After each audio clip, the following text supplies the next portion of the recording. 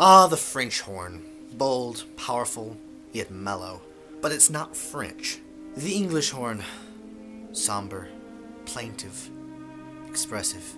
But it's not English or a horn. I'm the classical nerd, and today I'm just disappointed in our lexicon.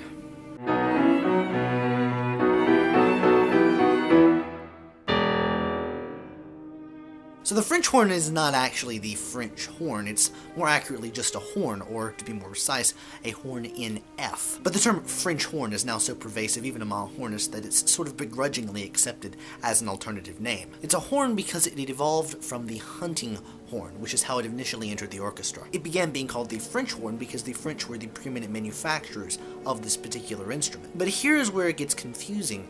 You shouldn't call a horn a French horn because there are different kinds of horns based on where in the world they're made. The most common kind of French horn is in fact a German horn, with French horns, true French horns, and Vienna horns being used in pretty much just France and Vienna respectively. Suffice it to say that if you hear the term French horn, most likely it's just someone referring to what's actually the German horn, but you should just call it a horn.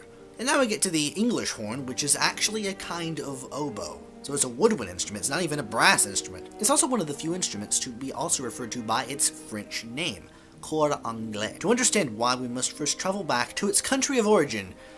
You guessed it, Germany. Circa 1720, a lower-pitched oboe was invented. People began calling it the angelic horn. In the vernacular, angelic sounded like English, so the name of this instrument was just badly mistranslated into several regional dialects. Believe it or not, there's no real consensus on exactly what was mistranslated, even in what we know. Since the top of the instrument is angled, it's entirely possible that the term came from a bad mistranslation of angled instead of angelic. Why it's called a horn is still kind of unclear. Despite its improper name, the English horn is the correct name for the instrument. Unlike the horn, there's no proper alternative, unless you want to call it some kind of alto oboe.